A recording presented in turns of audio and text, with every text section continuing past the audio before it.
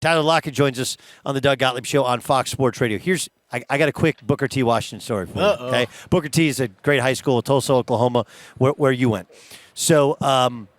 McQuarters. Yep. You're familiar with Dub, right? Of course. So R.W. McQuarters was a star at Oklahoma State, and the year before I got there, he was a junior cornerback, but he also actually played a ton of basketball. He was the backup point guard off the bench because they were slim in numbers. They had injuries. They had some guys transfer out.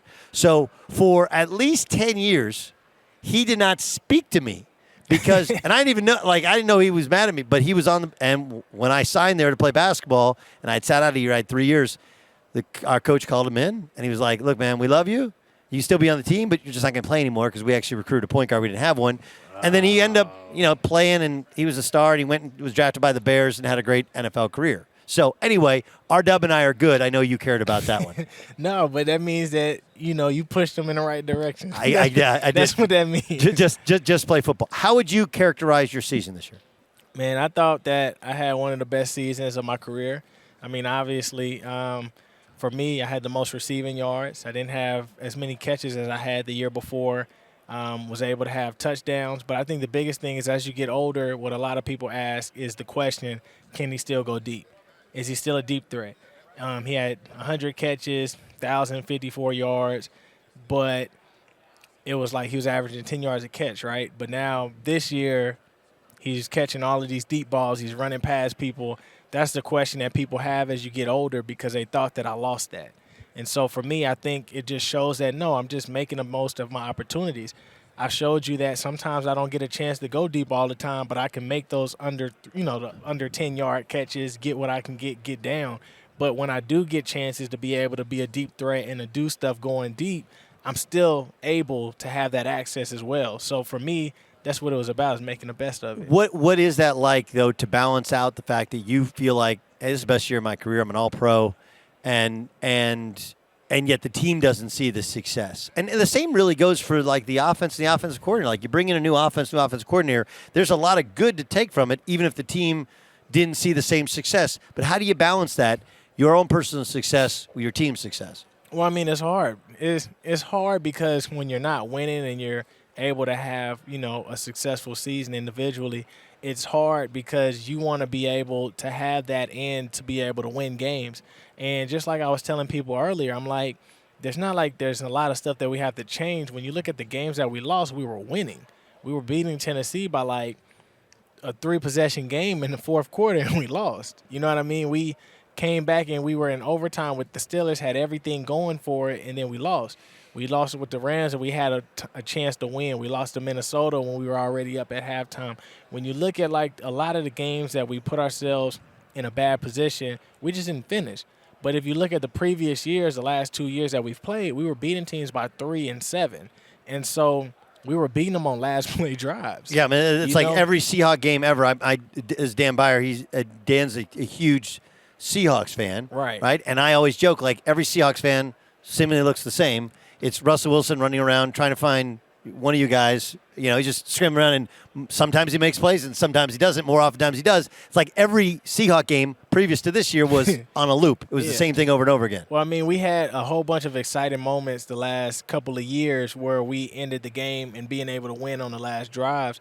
But this year we just weren't able to do that, and so the record looks, 7-10? Yeah. But if you look at the games that we've won previously, if we would have lost those games, we would have probably been 7-9. You know what I mean? So now that we played an extra game, we could have easily been 10-7 or 11-6, but we just didn't finish even though we were up in the fourth quarter with a couple of minutes left in the game. And so for us, it's just more so about learning how to be able to finish and put a full game together rather than playing a really, really great game against Chicago and then somehow we let it slip under our fingers. That's what was happening. What's your level of confidence that Russ will be back as your quarterback? I mean, I have an extreme level of confidence. The hardest part is just, and, I told people this too, is that none of us ever know if we're safe. I was talking to one of my best friends the other day, and I'm like, when you go to, when you get older, you realize, when you go to school, you have stability, right? Middle school, elementary, high school, there's stability. You're almost forced to go. But as you go to college, people have the choice to say, I don't want to go to college no more. But when you're in college and you say, I'm going to finish no matter what, you still have stability. But when you come to, like, the real world like this, there's no stability. And so, like, when you come to the NFL and you play, you start learning, like, oh, man, like, you can make the most money and still get cut. Or you can be the cheapest person on the team and still get cut. Like, there's no loyalty. And so that's the part that's hard, is because you never know. You think you're safe if you have the best season of your life, and you still can get traded or cut. And so at that moment, it's like all you can say is, well, this is where I want to be, but you have no control over it. And so all of us are in that position in our lives, because as the cap goes up or people look at my contract, they might say, oh, they need to do this with Tyler. They need to do that. And you have no control over it, but you can only say where you want to be. And if it's not that place, all you can do is make the best of it. What's your reaction to the Rams being in the Super Bowl?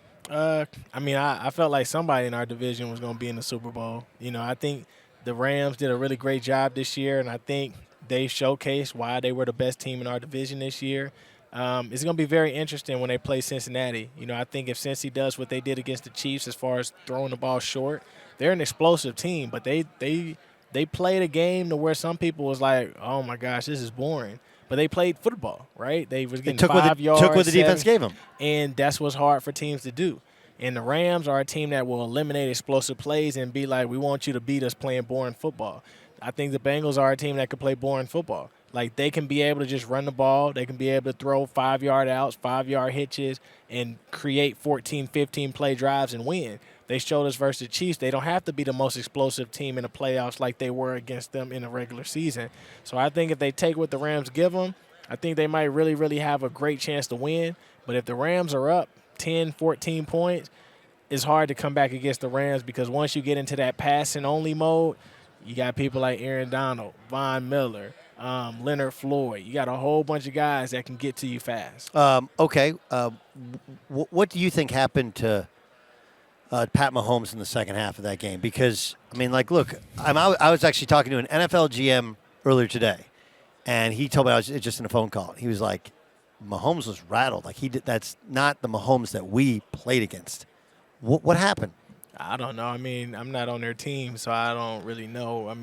People can think that they got the answers of what could have happened or stuff like that. But, you really just don't know. You got to give credit to the other team, because the other team knows how to adjust. And that's what I was saying. Like, even when you watch the Chiefs in their game, like, they were dominating, right? And they were taking everything that Cincy was giving them. Cincy was giving all the short stuff. And then all of a sudden, it's just like, then Cincy started trying to play the guessing game, and it just so happened that Cincy started guessing right. And then Cincy started getting pressure, and it's just hard to be able to keep functioning and moving when you don't have a rhythm. Like, we experienced that with the Seahawks. Once we were able to get third downs going, it was like, wow, the Seahawks are one of the most best offenses in the league. But when we couldn't get third downs, it's hard to be able to say, okay, look, y'all going to get 3 plays and sit down for 7 minutes, then come back and get 3 plays and sit down for 2 minutes, and then we need y'all to put a drive. It's hard, because they're not loose anymore. You got to stretch. You're watching the game. You're getting frustrated. Like everybody knows what that feeling is like, and sometimes it just happens. Did Russ come back too soon? I don't know. He came back when he felt like he needed to come back. And so I'm not no doctor. Like, if you feel like you could come back, then, hey, you're going to come back. I think that's any of us. We're going to come back when we feel like we're ready to play. Tyler Lockett joining us on the Doug Gottlieb Show on Fox Sports Radio. Black women's health is incredibly imperative, right? We oftentimes talk about men's health, but in terms of women's health, and I know you're here to help bring awareness to some things that specifically black women need to get checked up on. What are they? Yeah, well, one of the things before we get into all that is what I've been telling everybody is just this one thing. When it comes to football, we have all these opportunities in the world, right? We have a chance to play on multiple teams. We have a chance to play with multiple coaches. We have a chance to play with multiple teammates and players. But the one thing that always remains the same is that we only have one body. And so they teach us to eat right, sleep right, and drink right, because if you don't, that's the fastest way for all of this stuff to be gone.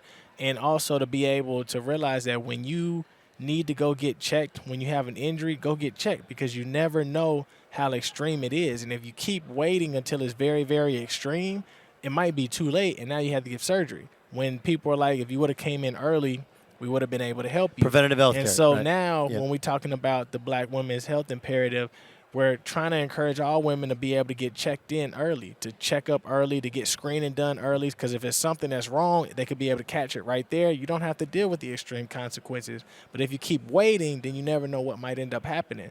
And so in order for us to enjoy the life that we want to enjoy, to live the life that we want to live, in order to go have all these opportunities, we have to be able to take care of our body, eating right, sleeping right, drinking right, all those different types of things. And if we're able to do that, then, hopefully we're able to live a long life. Tyler Lockett, that is great stuff. That is fantastic stuff. Hey, man, you had a great year. I appreciate and we look forward to seeing you next year in the playoffs. You want to get one Seahawks question in? I got about 50. No, just go. No. Just go. Talk about this circle in the NFC West, because you seem to have the 49ers number, the Niners number, Niners have the Rams number, and Rams kind of have your number. Why does it go in a circle like that? Can you explain that? I just think it's the schemes and the way that we all play. Like when you look at us versus the 49ers, I think that we're really good against the 49ers because the way that we are within our offense is able to allow us to be successful, like the way they play defense. But the way that they play defense puts pressure on the way that the Rams play offense. But the way that the Rams play defense, the San Fran, they run the ball so well to where that's how you beat the Rams, is you got to be able to run the ball because everybody wants to pass. Then when you play the Cardinals are a team that does great because they play lots of man-to-man. And so you don't get that in our division. But then all of a sudden, whenever the Cardinals play us, it's like we've always been really good at beating man-to-man. And so that's why I said the way that we offenses play differentiate, because then when we're really good at playing man-to-man, we play the Rams and they play all zone. Yeah. You know what I mean? But then it's like they play a different zone than San Fran plays. And so it's like some defenses just plays in the scheme. No, it's a matchup. Styles make fights, right? Styles make fights. Right. We're going to stick in that division. I got one more for you. Got one more.